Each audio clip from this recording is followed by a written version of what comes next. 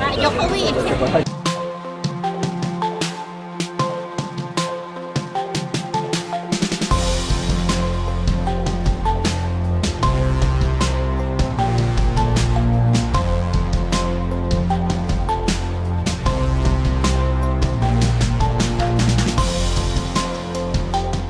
Alhamdulillah deh ya, kudu dikunjung lah. Situasi pasar sepi. Mau ngomong jangan sampai mati aja pasar ini regional.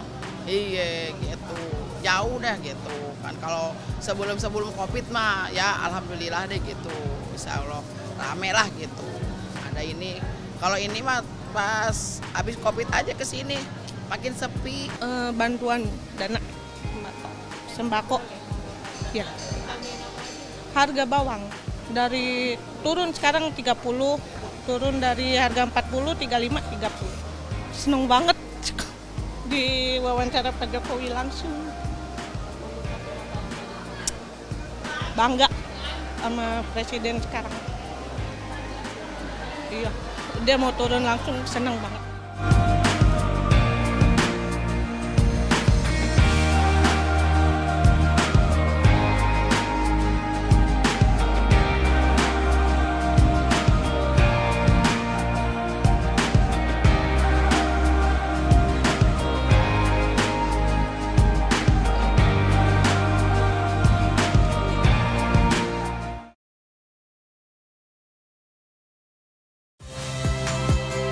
Saya Nitya Anissa, saksikan program-program Kompas TV melalui siaran digital, pay TV, dan media streaming lainnya.